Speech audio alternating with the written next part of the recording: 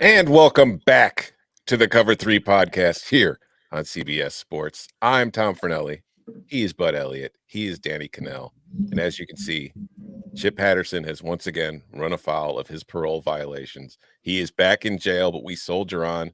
Fellas, it feels like I haven't seen your faces in like a week or two. We've been rolling with summer schools. We had the weekend off.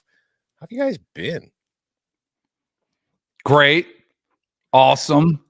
I'm in Gainesville, Florida at soccer camp with my 11-year-old on the road, headed back today.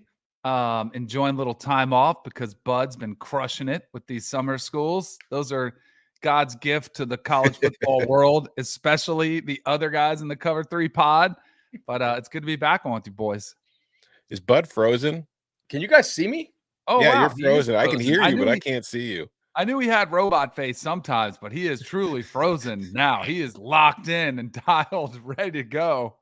He is definitely frozen. All right, I'm going to exit the room and then come back. We'll try that. It wasn't a good still shot. Like, it wasn't on a bad one. There have been he could have been like this, or right. So right. He actually looked pretty good. Bud's camera is just worn out from all the summer schools he has been recording, which, like you said, thank God for those things. Because I don't know about you, Danny. I enjoy getting some days out once in a while. Oh my goodness, yes, especially this time of year. By the way, somebody did point out I did clean it up a little bit, but it is still there. That's the base allowed. layer is still there. Okay. Yeah, it's clean. It's within the rules. Yeah, we don't have to go Duck Dynasty. It just has to be there. All right. All right. So Bud, you're animated now. I am. I'm assembling a bunk bed today between summer schools. So oh, that sounds fun. We will see how this goes. Is it like an IKEA bunk bed? You got the Allen wrench ready?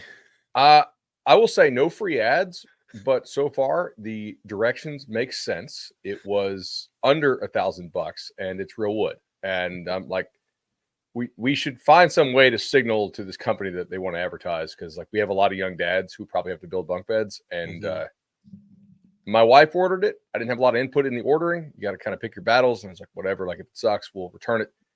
This has been good. So I'm gonna I'll steal the scale from Adam Kramer, Kegs and Eggs on Twitter. How many beers do you think this project is? Man, if I was doing it like at one time, I just have so many summer schools. I'm working in like 20-minute increments. So which is just kind of, put a beer down on the instructions where you left off. It said 6 hours for assembly time, which seems insane to me. 6 hours. Yeah. We're not doing that because I've got, I got 2 screw guns and and hex bits. So like, it's like, use the Allen. Like, we're not Allen wrenching a piecemeal bunk bed. Absolutely not. So, wow, 6 hours. That could be a case of beer if things go poorly. Yeah. All right. Well, speaking of summer school, you said you've got some more lined up. Who do you have lined up this afternoon? We have Arizona State coming up this afternoon. I think we had 14th in the recruiting rankings right now. You're doing Pac-12 rankings? No, I'm saying Arizona State's 2025 class is currently ranked 14th behind Syracuse and Rutgers. I saw that today because I was making fun of Texas and Georgia. I think that staff is actually kind of decent, and they I just think this is kind of a take your lumps year. I haven't heard what they're going to say yet, but like the Big 12 gave them the very short end of the stick schedule-wise. So if you're not projected to be good anyway, might as well take your losses when you're bad. Speaking of this, back to summer school, though, the episodes that have come out, we've had some heavy hitters in the last week. Like, I know I've been listening to them. Last week we had Ohio State, Alabama, Clemson's been out before that. For those who are either watching us live now or listening to us later who haven't caught on, can you don't give it away, because everybody should go back and listen to them, because seriously, I'm on the show. I do this for a living. I listen to them because it's hard for me as a national college football guy to know everything that's going on. And I find these episodes invaluable because they give you insights into things that maybe you don't consider just from the surface. So what can you tell us is what's been the most interesting stuff you feel like you've talked about, and can just go over what we've learned so far? Notre Dame feels like it really has receivers, which is cool. Are we sure? A welcome change. Yeah. I mean, like this is Notre Dame, Tim O'Malley, who did have a little bit of doubt about the receivers last year, as apparently Sam Hartman did too. If you listen to that episode, I thought that was kind of an interesting nugget that Tim of Irish Illustrated had in there. So we're not going to redo the Notre Dame episode with the Tyler Buckner news. I think we're probably going to You at all about the wide receiver room that Ty Buckner is back and he's a wide receiver. Like Mikey and I did talk about like, okay, what are these scenarios where we would redo one? And it was like a couple guys quarterback wise, if they got hit by a bus tomorrow or something like that, we probably need to redo this. But other than that, no. But I thought the Notre Dame one was pretty good. I guess I was like, they should be like at least a top 12 defense, and that was an offensive statement to some, I guess. Bill Connolly has him ninth, so I guess he's into the offending crowd as well. But the chat seems to think that they should be minimum top 5 defense, which is a lot of confidence in the defense that I also have a lot of confidence in. So that was an interesting episode. I thought the Clemson one actually with Austin, and we talk about all the guys where Clemson did not go and address a position, but they do probably have the best young talents in the ACC. Mm-hmm. Like their young guys who were played as freshmen last year are probably the ACC's best players. And Clemson and Miami still recruit the best in the ACC as far as like the high end, talent. They're just, everybody's got their own issues, right? So that was an interesting one. I'm fascinated to see what Alabama's going to run. I thought a good note for like fantasy players, Caleb Odom, who a lot of people have listed as a tight end, is actually going to get run in their receiving core, a true freshman, along with Ryan Williams. So that also to me is a little bit scary, right? Like, okay, 2 freshmen, true freshmen, going to get a lot of run for Alabama at receiver. Little skeptical on that, but I think Jalen Milroe is going to carry the ball like 200 times this year. If you look at it, he got hit by a bus. Yeah, I mean, DeBoer, and we have a short on this, by the way, on the YouTube channel, but DeBoer has run the hell out of his quarterbacks before. Mm-hmm. If that's your skill set, that's what he's going to do. We saw it at one of the directional Michigan schools.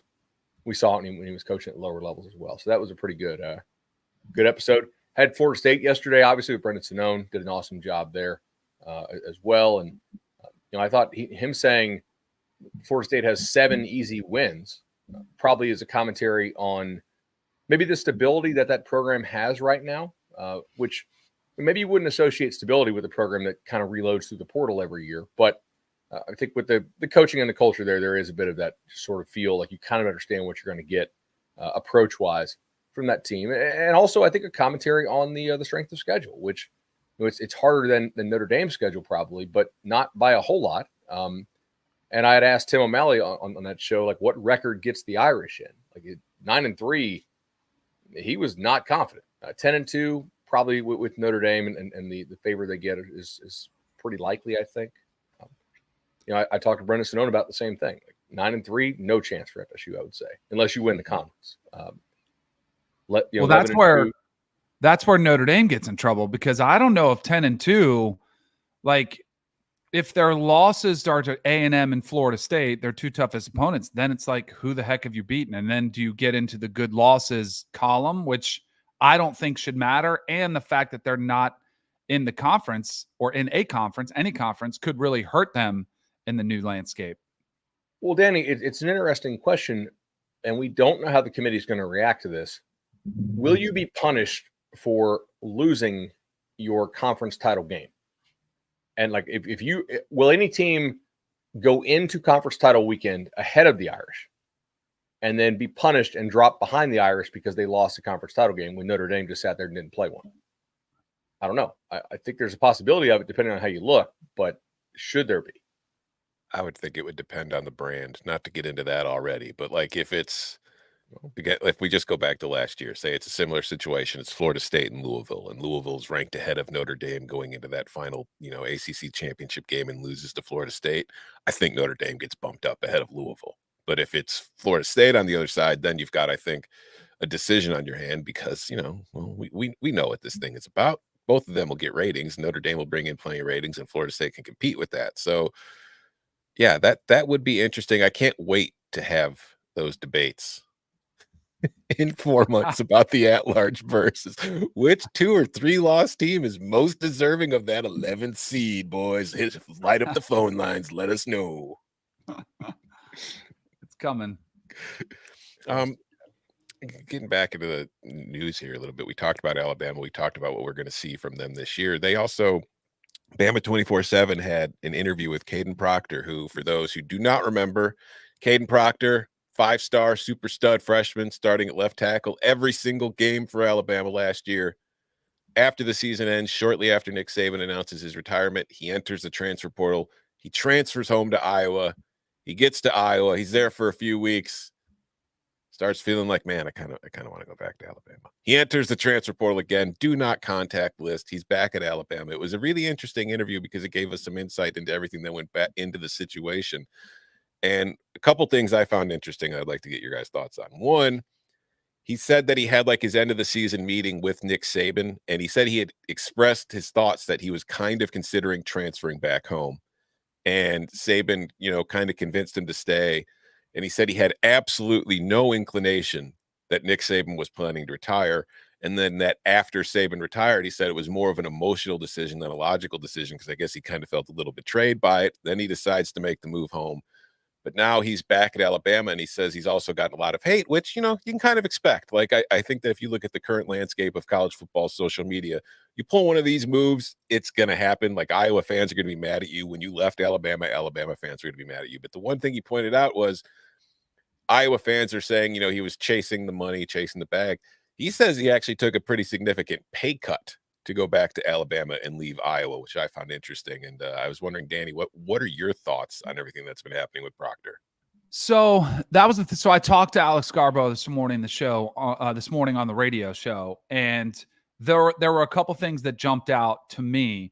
One was the pretty adamant declaration that Proctor made that it was not about the money, and that if it would have been, he would have been at Iowa, and that he did take a pay cut to come back, which does go to what Bud has been talking about for quite some while, is that maybe Bama doesn't have the deep pockets that we would expect from a program like that, and that there were some, Saban discounts that were in there. Hey, you're going to come here, you're going to get to the NFL, which I think kind of echoes his point. And still to the fact that maybe they have some work to do as far as that goes. The other thing, I do think when you're that age, and this is all of us when we were that age, you do make emotional decisions and you will make rash, quick decisions. And I honestly think that the relationship that he had with the Bama players probably was the biggest influence in all of this. On that spring break trip, when they're talking to him, he's probably feeling like, man, I miss these dudes. Like, these were my guys. Wasn't feeling quite the same at Iowa in a new locker room where you don't know many guys and you're trying to learn names. And then they were also probably telling him, hey, it's a different environment. We got music at practice. We're not like, we can have fun. It's a little bit more, it's a different atmosphere. I think all of that kind of came into play. Now, I'm sure money was a factor, but I think it was more the relational pull that brought him back there, which I can appreciate because I think we were all back then when we liked hanging out with our boys and they could have more of an impact than they would in the NFL, say. I also wonder, how was he received at Iowa by the other offensive linemen? Iowa returns basically everybody on their offensive line.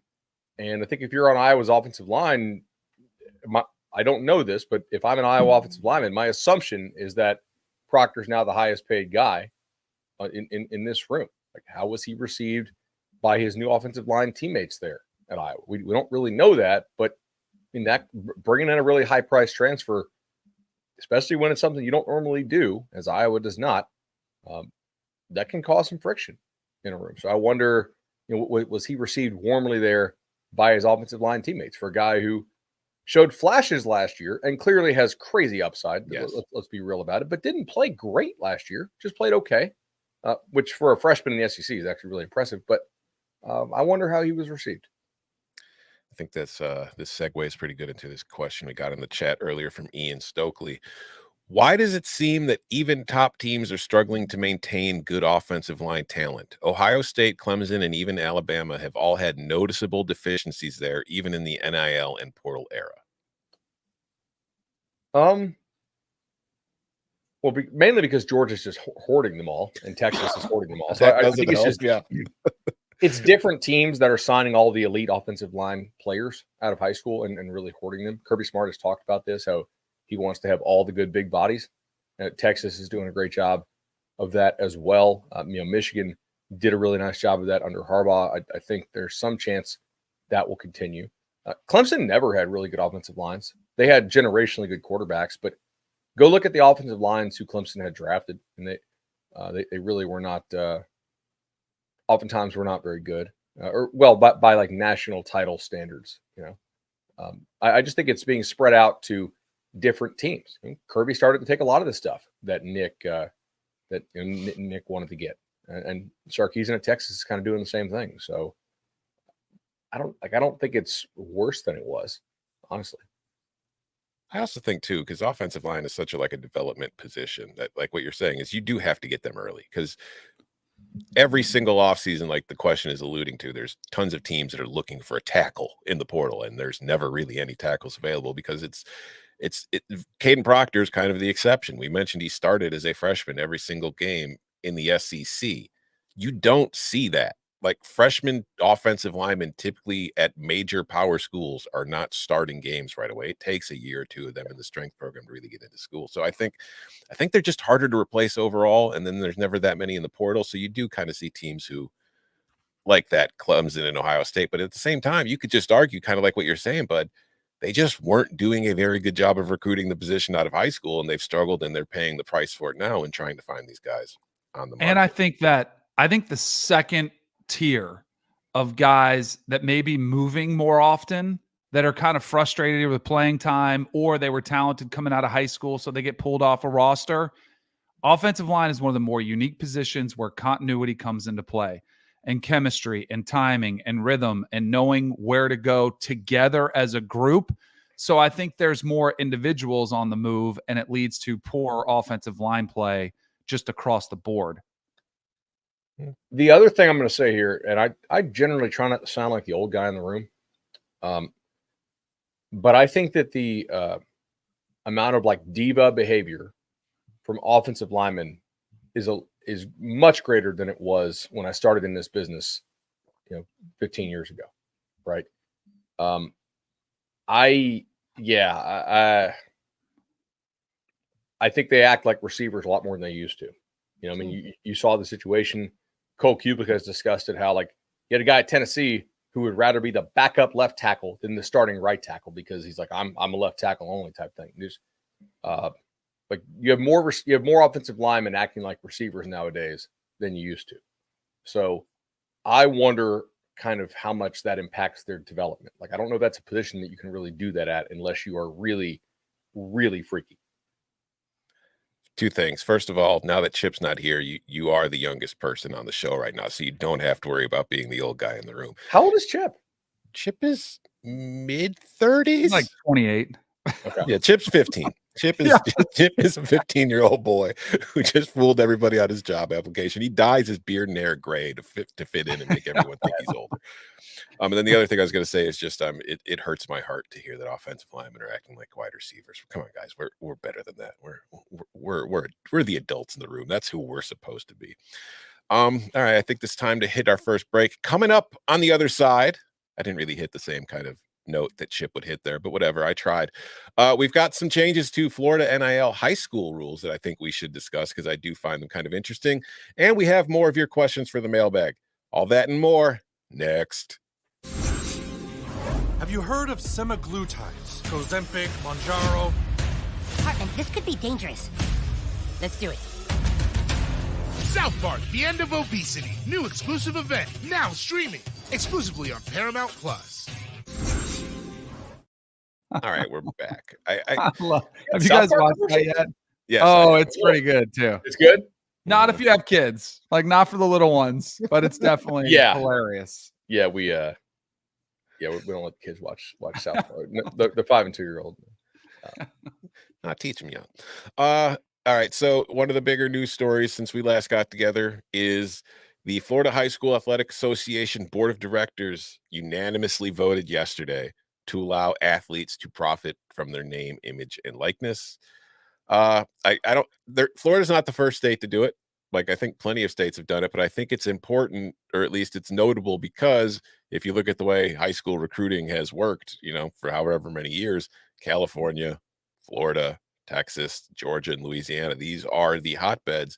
And those are all states that had already been permitting NIL activities. Now Florida joins the group. But one of the things I see far as discussed about why they're doing this is like fear of athletes leaving the state and going to play elsewhere. Is that like a genuine fear? Because I don't know, Danny, you've got kids, bud. You've got two kids who are a little too young for high school sports at this point, but they might be playing one day. Would you seriously consider uprooting your family and moving across the country so your kid can make like 15 grand? No, but if it was 5 milli, then I could for a have a high schooler? conversation. Right. I mean, that's where, but I mean, Nico was 7 figures, right? In high Mhm. school that he had gotten that money up front. So yeah, I think it's all relative too. I mean, I think there are some families that might be hurting that would do it for 100 or whatever the number is, and to secure their kid's future. So you take some of that risk off the table of injury, potentially. So yeah, I think it's relative. I just think this is the most or the least surprising headline I've seen from our show, like maybe in the history of our show. And then whenever the next state is that approves it, because it's the landscape now. And if you're not allowing them to do it, you are playing with one hand tied behind your back. So why wouldn't you? Yeah, totally. This impacts so few players in the state overall. I think it just helps you avoid an unnecessary lawsuit. But the players that it impacts are the best players in the state, right? Most collectives, most schools don't have any interest in signing like juniors in high school or guys who are seniors in high school to NIL deals right then and there necessarily. Now, in some cases they do, and those are generally the best cases. We saw Jamie French, the receiver out of Jacksonville yesterday, get a deal, I believe, with American Eagles. Like that was kind of cool. I guess I just broke the no free ads rule, but for most kids, this has no impact on your life. If you're a really, really good player in Florida, especially if your family was kind of hard up for money, it would totally make sense to move to a state where, I mean, it's a weird situation, but like if my 17-year-old son was making multiples of what I'm going to earn in my lifetime, then, yeah, like that's the thing you can't pass up. So there's really, I don't think any real downside to this. Well, hold on. Can I How ask many a kids are question? going to get NIL in high school? Not many. That's what I'm saying. Yeah. Can I ask a question? Yeah. So this is NIL in the truest sense of the word. Is this not going to be used for recruiting when they are paid from the colleges while they're in high school and it's okay? That was Danny. my interpretation. Because like you, I don't think anybody, there might be a few kids that are paid 10 to 15 grand to switch high schools or come play for some academy that's a football powerhouse from one state to another.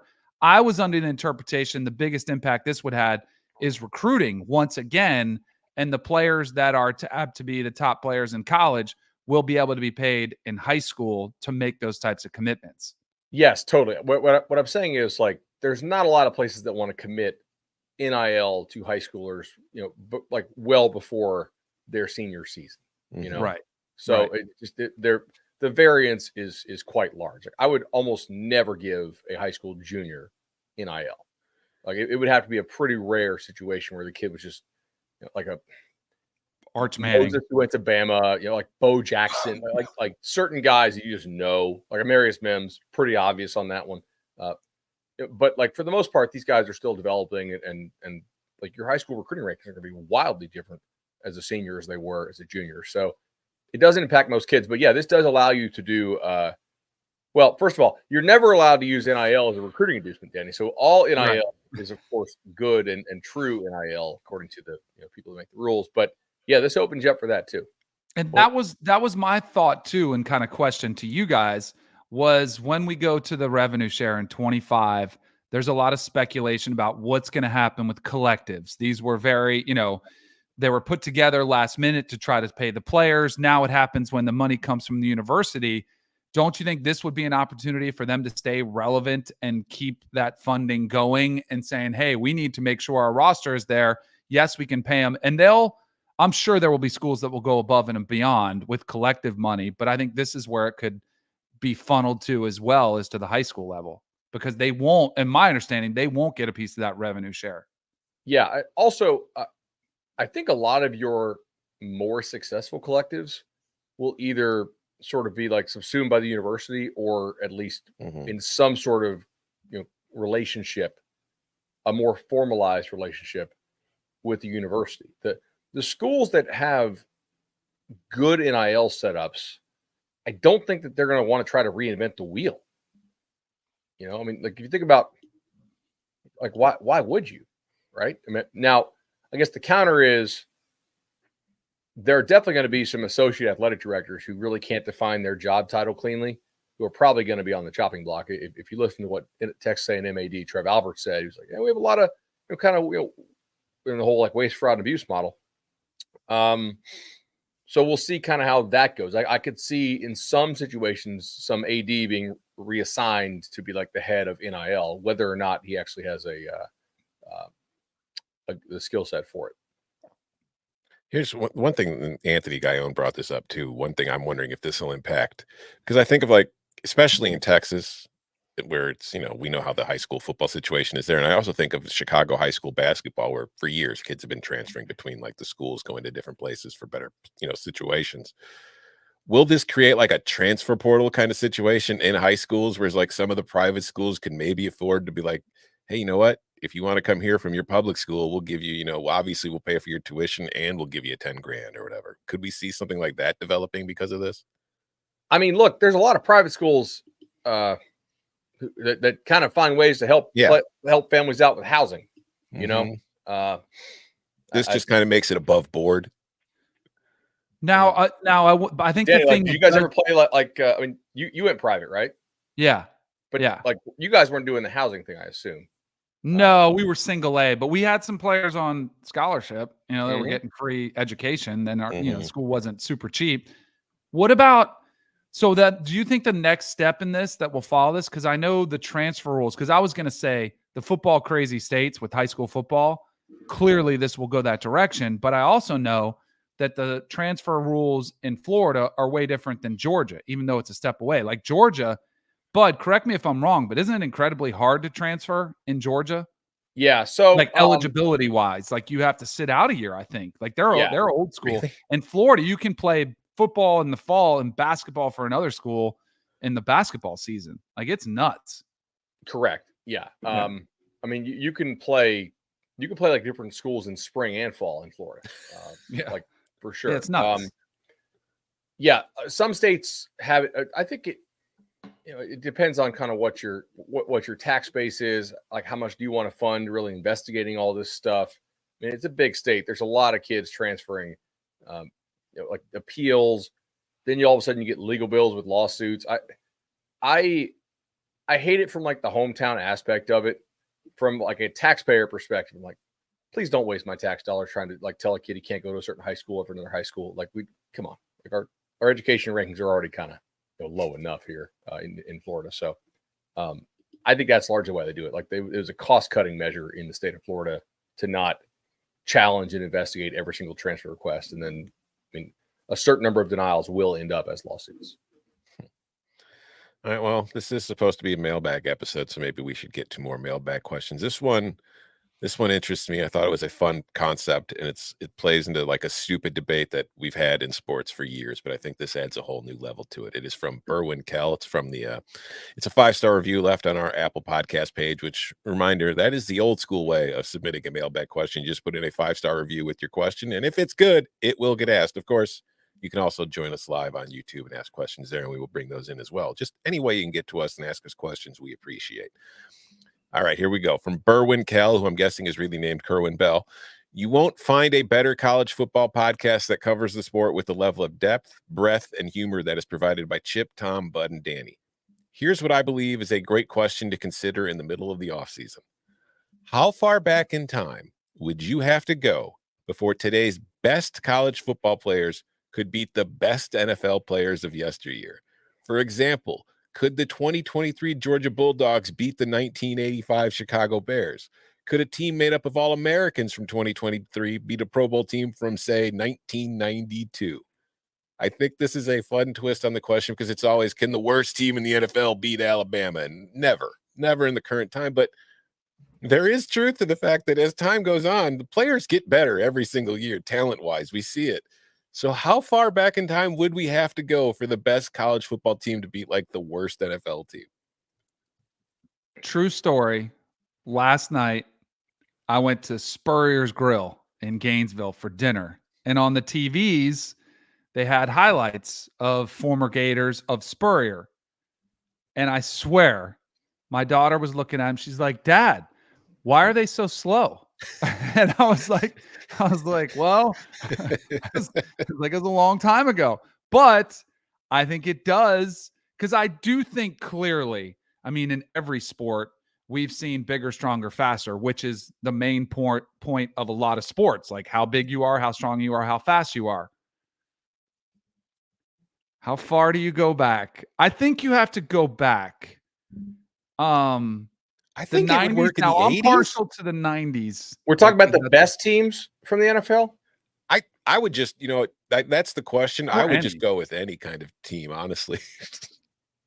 I mean, Like kind of like what Danny's mentioning, and we talked about this a little bit too. Like when we were talking in last week in the mailbag, we were talking about like what's our golden age, and it was like I think the golden age of actual football is now. So because the players in the game is so Talent-wise. much better. So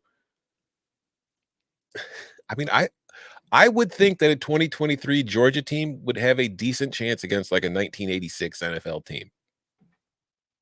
I would almost Question say would be, like 89 because 87 was the first year that the NFL had steroid testing. So right, like when they got rid of that. right, yeah, exactly. I mean, like now, granted, I'm sure some guys still got around it probably, but maybe. And a little bit I more. think like with the highlights we were watching last night, like of the 60s, I think some of these teams might wax them. Oh, 60s and 70s, no chance. Yeah. Georgia would wax the best team from the 70s, I think. Not wax, it would be. Then I think there's a select, there's some players from the 70s and 60s that could play today, but it feels like most of the players, if you threw them back in the 60s and 70s, they would jump off the screen like, oh my gosh, who is this guy? I just think too, like with the size, like if you look at that 2023 Georgia defensive line and go look at an NFL offensive line in like 1987, Yeah. like 300 was a big deal. Even when that's I played, what I'm saying. Right. Now they're 330, 340. Like they brought up in the question, like the 85 Chicago Bears. Think of like the William the Refrigerator Perry, and like he was just like a phenomenon because he was huge and he was also athletic. But compared to today, we'd be like, oh, he's a little undersized for the position. I don't know if he could play there. So it's, yeah, I would go. I'd stick with the 80s. I just think athlete wise, even at this age, they would probably be too much for a lot of those guys to really overcome. Is there any like Super Bowl team for the 90s they could beat? No way, right? Like that's no. Speaking, like those Cowboys teams, rest in peace, Larry Allen. Those were like the dominant teams of the 90s. And you've got Emmitt Smith, you've got Troy Aikman, you've got Michael Irvin. Although, I mean, what was Mike? 6'1", 6'2"? Irvin? Yeah, he's pretty tall. He might be 6'2". He's pretty physical. Like I think he would translate. But like, how fast was Mike? I know he was fast Dion for the was time, still but what was translate. 40? Yeah, like Dion translates. Like there were still Alvin Harper was pretty fast. and he was very long. So yeah, I think like those Cowboys teams would probably beat the 2023 Georgia teams. But maybe if you went to the bottom of the NFL in the 90s, we could find that- wiggle room. Like some of those Bucks teams, Mhm. like some of the expansion teams, maybe. But like, is Georgia blocking Charles Haley from like 1992? I don't think Probably so. not. No. Like Right. Lawrence Taylor, like Yeah, it Right, depends. but- I think if you go all-star teams, you probably have to go back to the 70s. If you're just trying to find any team, the 80s. I think so too. Like there's probably a Super Bowl champion in the 80s that you could beat. Mm-hmm. All right, this one comes from Kyle T. Go Blue. Love the four bearded musketeers. Would you guys rather take Carson Beck and Jalen Milroe or the field for the 2024 Heisman Trophy? What about Carson Beck, Jalen Milroe, and Quinn Ewers or the field?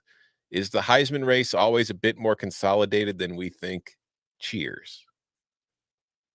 Man, there was a while when we had some kind of guys like when Manziel cropped out of nowhere. I always am a field guy because I do think there's potential for first-year starters, younger freshmen. And that was really what broke the seal too when there was the freshman run with and sophomore guys coming in. I would say the field, even if it was 3, I'd probably go field. Would you, Bud? Yeah, I think I would go field as well. I mean, the field it's 100% the field for the first one. Right. I mean, if there's just 2. think about the Man, guys I you don't know. get. You're going to get a lot of other good guys who have real chances. Like you get Dylan Gabriel, right? I get Jackson Dart. I get Nico. I get Arnold. I get Nussmeier. I get Cam Ward at Miami, right? Like Shador. Yeah, right. I Jalen think Daniels coming back for the That's Big 12 could be Kansas. I saw they were the top FPI team in the Big 12. What if Riley Leonard Jalen goes Daniels like was Big 2,800 and 800, Right. and scores a bunch of rushing touchdowns in high-profile games? I honestly think field is always going to be the right answer with both of those questions because I do think Milroe, Beck, and Ewers are obviously bigger name quarterbacks, and that's always a good place to start. But like you go back to last year, you ask us if somebody asked us this question last year, Jaden Daniels isn't one of the options. Right. Like, and Bryce when Young, was the last time? When was the last time a favorite went wire to wire? Because Bryce Young probably. It's super hard when you are the favorite because the minute you have a 2 touchdown, 3 3 interception game, 2 interceptions, and you lose, it's like boom, you drop out of the race almost, and then you have to climb all the way back up the ladder. Where if you're the underdog or the guy that's kind of off the radar, you can start a little slow, no one notices, and then it's how you finish. If you start getting things together, you can work your way back in. Yeah, there's I think the smart thing is you can probably limit it to quarterback, although even in 2020, Devontae Smith won it and nobody would have had that. That would have certainly been the field. But I do think the race is more open than we think. It's also recency bias. I think in the modern social media era, I think recency bias plays a far bigger role in the award than it probably had been even 5-10 years ago. I think that just guys getting hot in November and winning big games tend to have a very good shot to win the award. One more question. I have one more note on this if you got a second. So there's probably like 38 teams that have a realistic shot to make the playoff this year.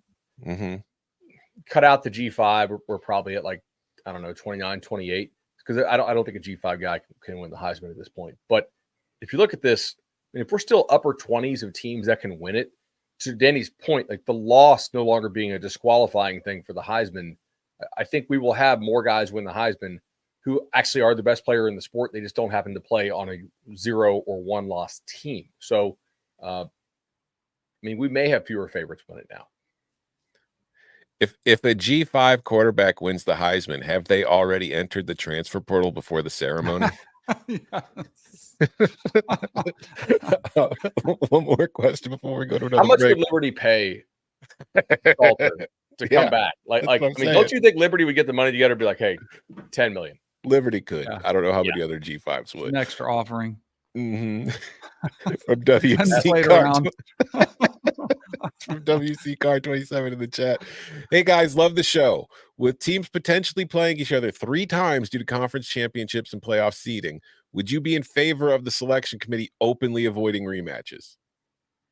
So, yes. Can you, in what scenario can you have a first round 3 match?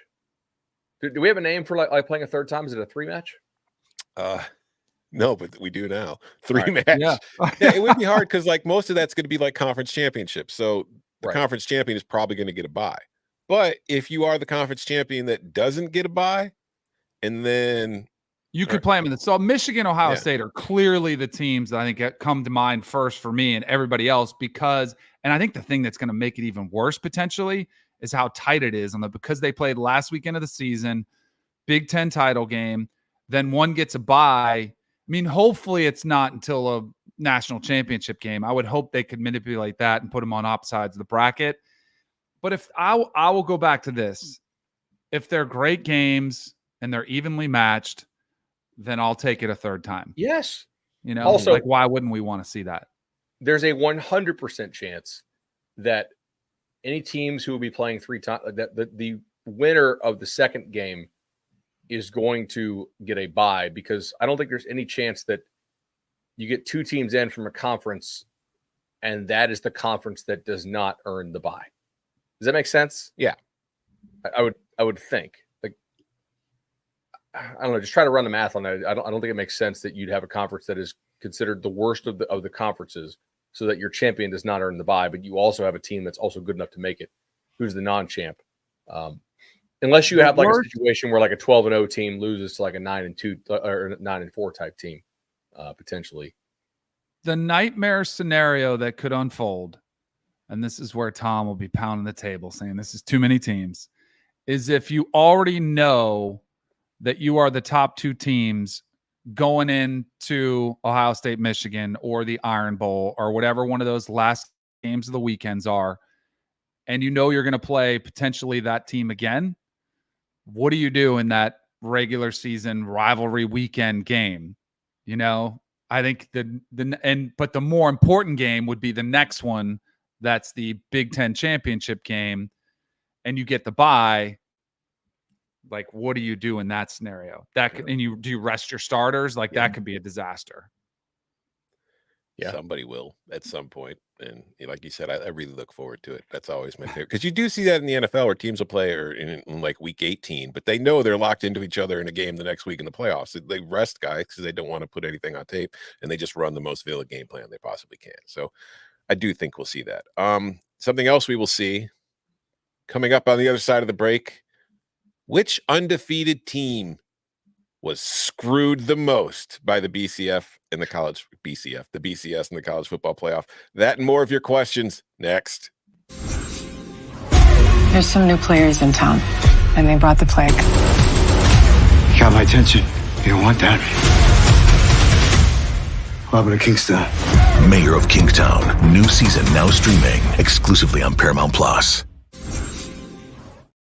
All right, I feel like this is a great question to ask you two, because you'll find out in a second. This is from nrody89. Love the Cover 3 pod. It's the perfect blend of fun and informative. On to my question. The advent of the 12 and eventual 14-team playoff and eventual 16 ensures that 2023 Florida State will almost certainly be the last undefeated power conference team to be denied the opportunity to compete for a national title. In fact, barring there are 2 undefeated group of 5 teams in a given year, they could possibly be the last undefeated team, period, to earn this dubious honor. With that being said, which undefeated teams throughout modern college football history do you think have the biggest gripe for being denied the chance to compete for a natty? Which teams do you feel less sorry for? Thanks, Nick. I mean, I was going to reply LOL, like, because you said you guys need to research this. It was like, there's not much research going to be needed for the number 1 team that got screwed over in all of this. I had some notes written out at my house, like, and I have them on my desk from this conversation, because there are several, even going back to the BCS era, which is why we got expansion. Like, the amount of teams that get left out, more people get upset, more people start to notice disparities in the system. And they're like, okay, we need to change this. I was Mr. 2017 UCF guy as well. I think they have as big a gripe as anybody. Maybe not as Florida. Florida State's really was unique. I think it was the most egregious. But I do think there were several others that got screwed over as well. Auburn came to mind. I think Auburn was one of them. Utah in 2004. They did it twice. Didn't they have 08 too? There were 2. Mm-hmm. Yeah. But now, do I think that Utah was going to be able to beat USC? No, I don't. But also Auburn in 2004 is probably the more notable one. Now, I don't think the SEC was as good back then as it is today. And so in hindsight, it's like, wow, an undefeated SEC team got left out. But, you know, the SEC has really got its act together a lot over the last 2 decades. So that was a weird year. We had 5 undefeated teams at the end of the regular season in that year, because Boise was also undefeated along with Oklahoma and USC. You mentioned the 2004 Auburn team and the way the SEC has changed. I do think a lot of our younger viewers and listeners, this might blow their minds, but Auburn went undefeated in 2004, and during the regular season, they only played 3 ranked teams. Right. And those teams were LSU, at Tennessee and Georgia. Alabama was not ranked when Auburn played them that year. And then they had the rematch with Tennessee in the SEC championship, which they won. And then that's when they were left out. So I do think Auburn clearly has a grudge there, but to go along with it, like they were only ranked in the top 2 1 week that season. That was the week of the Iron Bowl. Then they fell to number 3 after that. So I think Auburn fans will always feel like they were screwed, but I think anybody who went undefeated would feel like they were screwed. But I do think like last year's Florida State team is got the strongest gripe, because to me, it's not just that you went undefeated, you won your conference, and it's a 4-team field. It's like, it's one thing when it was a 2-team field and there are like 3 or 4 undefeated teams. There weren't 5 undefeated teams last year. And the one team that got chosen over you had already lost a home game to one of the other teams that was in the playoff. To me, that will always be the biggest screw job of an undefeated team. The other thing about the Auburn getting left out is that USC beat them 2 years in a row in 2002 and 2003 prior to the 04 year. And in 03, they went in and they walked them in Auburn. It was like 35-0, 20. It was something to nothing. Because I know Auburn got shut out. And it was like, okay, USC is a good bit better this year. We've already seen this. Like, do you really want to put them? Now, granted, there was no committee, but there were pollsters. Oklahoma was better than that Auburn team. Oklahoma had a bad 23-0. Thanks, chat. But like, I mean, USC's defense, Pete Carroll was not at all scared of Jason Campbell. Jason Campbell, Cadillac Williams, Ronnie Brown. They were like, yeah, that's cute. We'll shut you out on the plane. So I think they got that right. Like Oklahoma was a better team than Auburn to me, and USC absolutely dominated that offense 2 years in a row. Next question here from Nick Naxter. Great show. All 4 guys had their own flavor. Never miss an episode. Mailbag question about the coach rankings. So we're going back a little bit here. I played baseball at Pitt a decade ago, so I'm quite familiar with the limitations of the athletic department and football specifically. Because of this, I'm grateful to have someone like Pat Narduzzi as the head coach, especially since our last coach got the Wisconsin job after going 6-6. My question is, why is Narduzzi so clearly behind the 2 ACC Daves, Doran and Clausen? He has accomplished more than either of them at a school with clearly fewer resources than State and similar to Wake. Heck, he's got the same number of wins against Clemson as the 2 of them combined. Things are trending down, but like with Clausen, I think that's clearly a school thing and not a coach thing. But it's being held against Narduzzi more, it appears. Thanks for everything, fellas. I'll start to my own rankings because I had Doran in my top 10 because I love Dave Doran. I understand where the question is coming from. I think the difference for me, and this is not a knock on Narduzzi, who, Nick is correct, has accomplished a hell of a lot at Pitt and has been pretty damn consistent.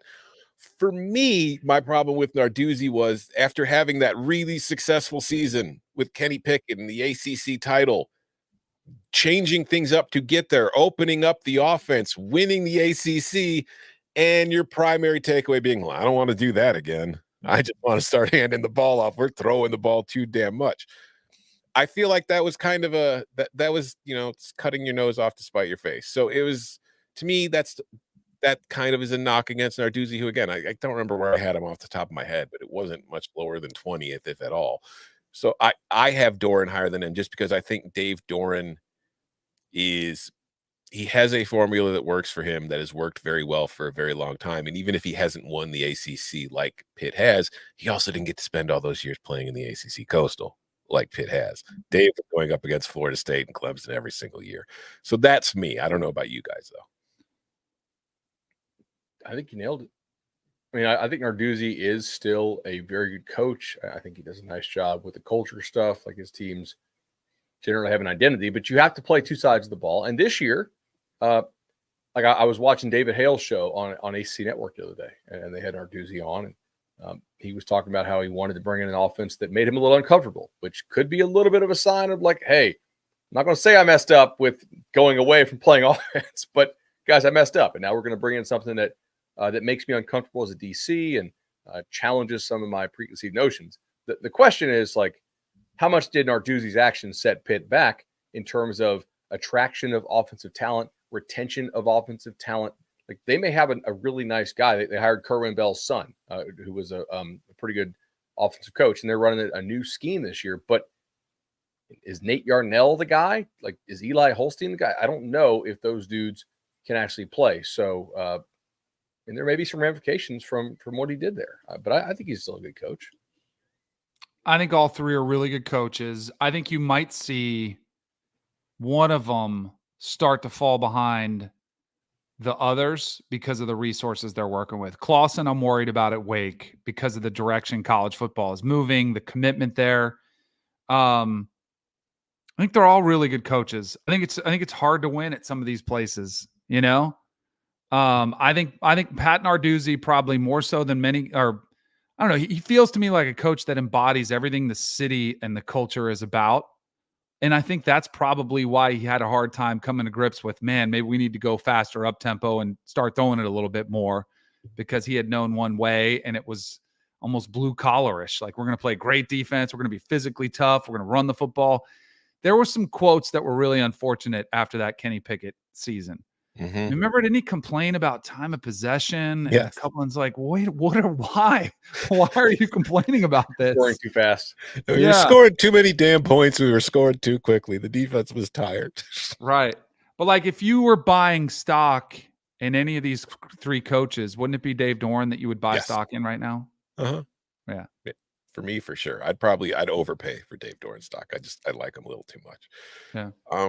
One last question here from Matthew Holland, who submitted it early in the chat today. If let's make some people angry. If you all were the leader of a new division of college football, that would be the schools that what would be the schools that you wouldn't invite from the Big Four conferences, and who from the group of five would get in? So who are we leaving out from the ACC, SEC, Big 12, and Big 10? And this is the way I think it will happen. Like, I don't think the Big Ten will ever kick anybody out. I don't think the SEC will ever kick anybody out. I just think that your invite might get lost in the mail. Did you guys hear the rumblings? This was probably a few weeks ago, that the ACC was actually on the table, was thinking about chopping some schools. I have no idea if it was validity to it. Yeah. But there was some, rumblings that could have been on the table to try to salvage the brands that they do have, was to get rid of some of the lower rung teams. I think that is in large. I don't know how much real there was. I think it's related to the North Carolina trustee talking about we either need to leave or reorganize this thing. Because there are like 6 or 7 schools in the ACC you don't need in terms of running a business. Like, you could just replace them with randos from the Sun Belt or wherever, and I think you would see really no drop off in ratings. Like, from a business perspective, I think you would lose something culturally, clearly, and historically, and rivalry, and for fans. But I don't know when these administrators give a damn about fans. So who would I chop? Never. Mississippi State out of the SEC is clearly like one that's gone. I don't need two teams in the state of Mississippi if I'm trying to run a business. I think Texas is big enough to hold 2 teams. Do I want Vanderbilt just because of Nashville? Maybe, I guess. But like, I don't think you need more than like 40 teams, so probably not. Take your pick. Like, one of Kentucky, South Carolina, Arkansas is going to go. Auburn's probably big enough to where you don't chop them, right? Even though like you don't actually need 2 teams in the state of Alabama. But the brand, the history, I think, is strong enough. National titles, quality of play. Yeah, I'm just chopping tiny private schools. I mean, like, Wake's gone. Northwestern's gone. Northwestern is gone. Especially because, like you mentioned, Purdue. like Vandy. Yeah, Vandy. No, Purdue could stick around, I guess. But like, What about Northwestern? You mentioned Nashville and Vandy. Like, you don't need Northwestern for the Chicago market, because the Chicago market is already every other Big Ten school anyway. That's everybody who lives in that city for the most part. So I don't think you need that. But yeah, Rutgers, I would Maryland. I mean, Rutgers is number 12 in recruiting right now, Danny. How are you going to cut them out? They're going to be a juggernaut. Yeah, I don't know. I would probably stick to the smaller private schools. Like, I think Stanford would be gone. I think.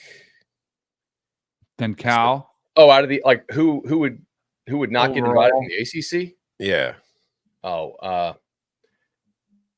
if we're thinking like the number's 40, Cal, Stanford, SMU, Wake Forest, Georgia Tech, NC State, Syracuse, Pitt, Boston College, no chance, I think, if the number is 40. NC State probably gets in if the number is like 50. Louisville, not if Kentucky's already there, I don't think. Don't think you need them. This is the problem why the couple of big brands in the ACC want to get out, because, it's going to be great when we're actually having these conversations, because this is where it's all headed. So on that exciting note, Bud, we've got another summer school coming out tomorrow. Who we got coming out? Who do we have coming out tomorrow? Let me pull up my. Oh, it's actually here in. Well, actually, you guys can check it because we're using the new premiere feature on the Cover 3 College Ball Podcast YouTube page. Tomorrow we have who's scheduled to come out tomorrow. Oh, Tennessee. Go Vols 247. Awesome. Patrick Brown did a great job. It's gonna be fun.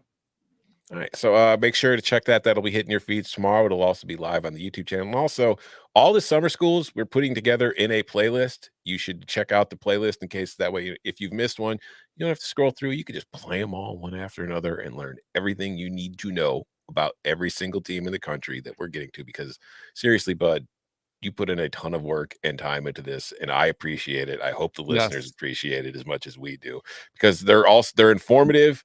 And they give Danny and I days off, like tomorrow when we're taking the day off from a live show. But again, the summer school show will be appearing in your feed. We will be back next week. Whether Chip is out of prison, I don't know. We'll find out. But until then, you can follow him on Twitter at Bud Elliott 3. You can follow him at Danny Kanell. You can follow me at Tom Fornelli. Gentlemen, thank you very much. See you guys. See ya.